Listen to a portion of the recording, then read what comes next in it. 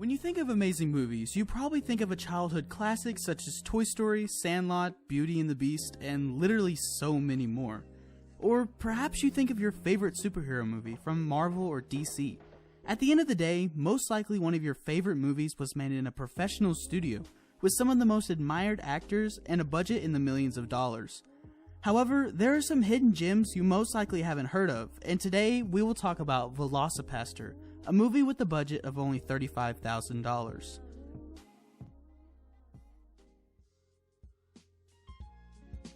Now, before we get into the juicy part, you see what I did there? Let's talk about where this movie even came from. Velocipastor, according to IMDb, was directed by Brendan Steere and featured Greg Cohan as the main protagonist throughout the film. Greg Cohan plays Doug Jones, a priest who, after losing his parents to a tragic car explosion, travels to China where he gains the ability to become a dinosaur. I know, you're on the edge of your seat right now, but I'm gonna need you to sit back and calm down. We're just getting started. This movie was long in the making. Well, kind of. According to an interview with Forbes, Brendan Steere stated, "Way back in 2010, I was trying to type Velociraptor into my phone, and it autocorrected to Velocipastor. I was in film school at the time and was like, hey, that sounds like a cool movie to me." Pure genius. According to Brandon, he tried to get the film crowdfunded 2 different times between the years 2011 and 2016. His first attempt was on Kickstarter, however, after that failed, he tried Seed and Spark. It was through this that he managed to find Greg Cohan. At the time, Greg Cohan worked at Seed and Spark and decided to audition for the film. Brandon immediately knew that Greg was perfect for the role and cast him right away. However, they still had a problem. They still needed that money. Luckily, someone came to the rescue. Brandon found out that his friend's mother knew a private investor, so naturally he sent a few things over. After just 4 days, Brandon received the money and was given the green light to begin production. Now that you know a little history behind the movie, let's get into the meat of this film. Get it? Meat? Okay, I'll stop. This movie opens with some text that simply states, "Rated X by an all-Christian jury." At this point, I knew it was going to be a doozy. This film starts with Doug Jones preaching a sermon, and shortly after, he walks outside the chapel. Then, the viewer is introduced to Doug's parents, shortly before VFX Car on Fire kills them. I'm not even joking, that's what it is in the movie. One thing I can compliment this movie on is their ability to play into their low budget as part of the joke. Rather than try and create some cheap graphics, they just use text and other cheap solutions throughout the movie for a comedic effect. After their death, Doug is comforted by Father Stewart, where he then tells Doug to go where God won't follow.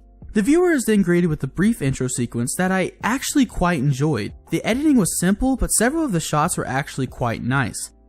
However, I can't say that about the majority of this film. After the intro sequence, Doug Jones finds himself in China, which is made very obvious by the great text across the screen once again. Right after arriving, Doug finds one ninja dressed in black chasing another ninja dressed in white. However, for time's sake, we're just going to call the ninja in black Ninja 1 and the ninja in white Ninja 2. Ninja 1 shoots Ninja 2 through the chest with an arrow, and Doug finds Ninja 2 bleeding out on the ground. Ninja 2 then proceeds to tell Doug to take the object in her hand and destroy it. Unfortunately, Doug didn't understand what she was trying to say. Right before Ninja 1 began to try and shoot Doug, Ninja 2 called him the Dragon Warrior. Remember this will be important later. After this, Doug stumbles and causes the tooth to cut into his hand. Doug then wakes up and discusses with Father Stewart of the previous night's whereabouts. The artifact, as they called it, was causing night terrors for Doug. Shortly after, Doug begins panicking and runs outside for some air. After running outside, Doug is confronted by a panhandler, but ignores him and runs off. Then the viewer is introduced to Carol, who is, let's just say, a lady of the night, and Frankie Mermaid, the pimp. Frankie tells Carol to head to the park later that night for the, real money. The movie then transitions into Doug running through the forest, slowly turning into the Velocipastor. This then goes into Carol walking through the park and is confronted by an armed robber. Then Velocipastor comes out of nowhere to defeat the armed robber. Doug and Carol wake up the next morning and she thanks him for saving her life. Doug begins to panic due to his misunderstanding of his newly gained power, so then he just ran off again. But then Carol follows him and insists that they work together and use his new powers for good in order to protect others.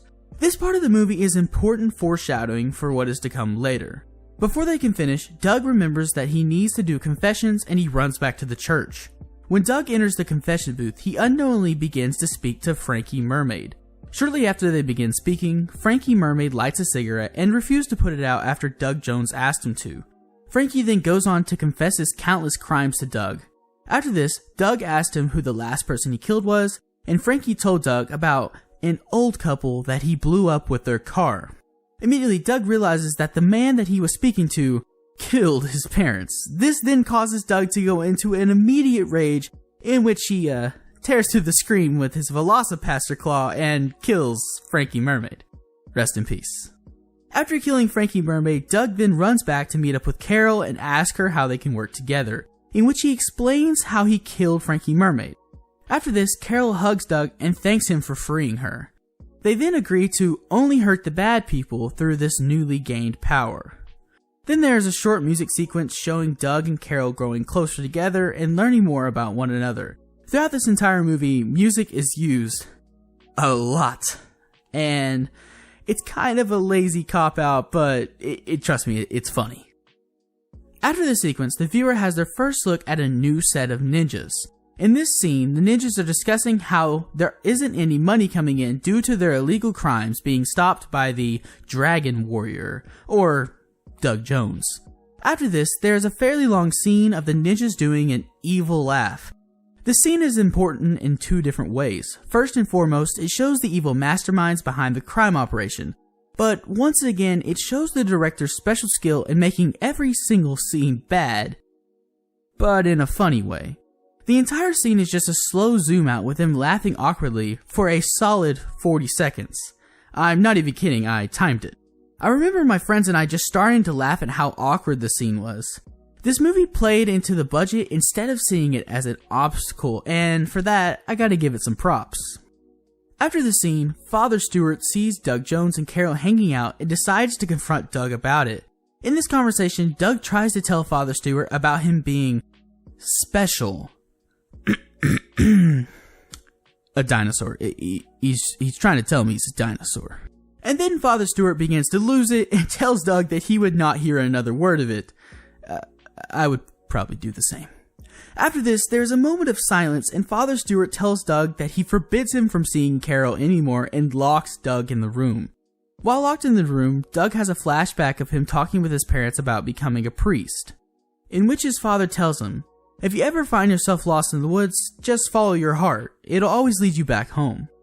After this, Doug comes back to reality and finds himself being taken to an exorcist by Father Stewart. I'm not kidding, it escalated that quickly. When Doug begins to explain what happened to the exorcist, Father Stewart begins to remember the last time he had visited the exorcist, and the viewers are led into a flashback scene. In this scene, Father Stewart talks to his friend Ali, and he says that he will name his son after him. Ali just replies, "Tell him I was the guy who made it through the war without taking a single hit. All with a smile on my face." And then Ali gets shot through the heart. After Father Stewart gets done mourning his friend, the scene transitions into him writing a letter to Ali's parents. Father Stewart then hears his name being called out and sees his wife running through the battlefield towards him, just to end up being blown up by a landmine right before she reached him. This scene was so random, but it was honestly one of my favorites in the entire movie. It was so quick, and it was just really, really funny. Then the viewer is transitioned back to the exorcism, and instead of that quick funny scene, this scene is actually one of the more serious in the film. The visuals were really, really cool, and the whole thing played out well. During the exorcism, the exorcist continues to ask Doug to dig deeper for his feelings. During this process, Doug loses control and becomes the Velocipastor, then kills Father Stewart. After this, Doug runs out of the room and into the forest as the Velocipastor. Then, 3 ninjas are seen planning to capture the Dragon Warrior. Yep, we're back with the ninjas. Right as they jump to attack him, the Velocipastor strikes back and kills all of them. After this, he goes to Carol's house and starts freaking out, just telling her about everything that happened. She then stops him and assures him that there are no monsters in here. And after this, there's a fairly long, special scene, if you know what I mean. Accompanied by music and a compilation of all of their moments together. One huge complaint about this scene would be how flashy all of the moments went by. It was seriously blinding. The next scene opens with them peacefully sleeping in bed, just to be awakened by some ninjas breaking into their house. Then, just one of the most amazing fight scenes you've probably ever seen break out between Carol, Doug, and the three ninjas. Then the viewer is thrown into a scene with a not dead Father Jones, who has then actually been captured by the ninjas.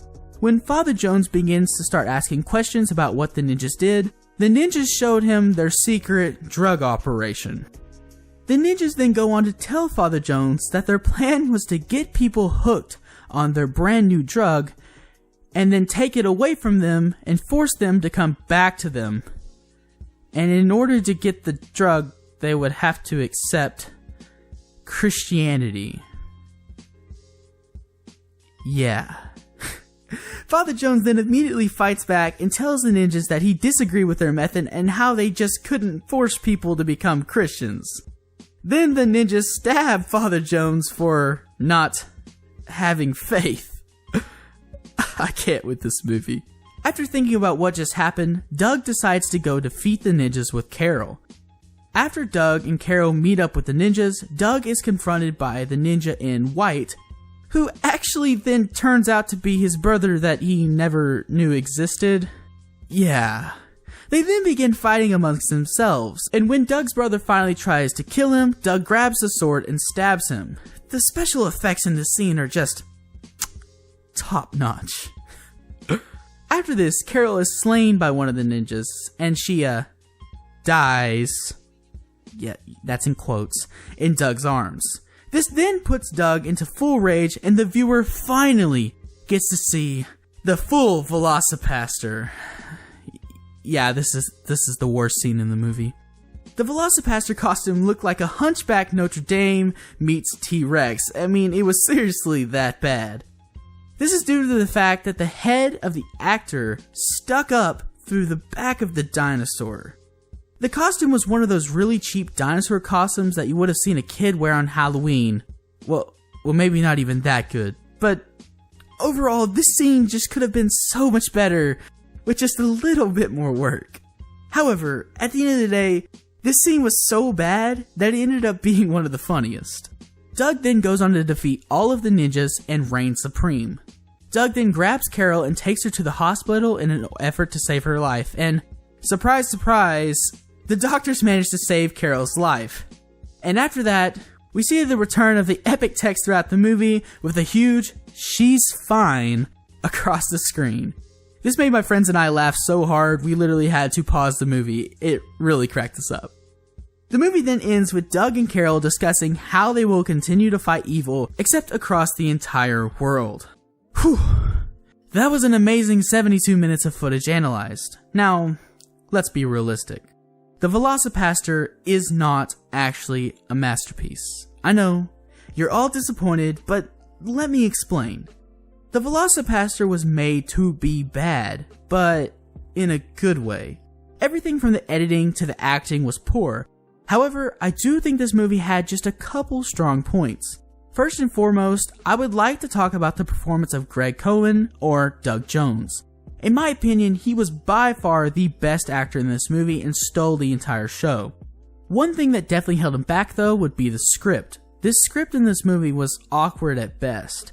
Most of the writing was lazy and felt rushed. Another praise I have for this movie would be some of the shots. Several scenes like the intro driving scene and the exorcism scene were actually very well done and looked very visually pleasing. However, other scenes such as the final fight scene felt very sloppily thrown together. This was a low-budget B-grade movie. However, shots can still look good while keeping the comedic effect. That being said, by far, one of the biggest weaknesses of this movie would be the acting. However, that's not necessarily a bad thing. Most of the characters were overacted, but in a way for a comedic effect. For example, the evil laugh used throughout the movie was loud and very, very obnoxious. However, it was funny because it was bad. These types of films are made to be bad, and because of how bad they are, it results in them being funny. That's why, to a normal movie standards, this is in no way a masterpiece. However, with what they were given, they created their own definition of a masterpiece. Well, if you enjoyed this video, please consider leaving a like and subscribing. My name is Keaton, also known as the Trusted Texan, and I'll be sure to see you lovely people in the next video.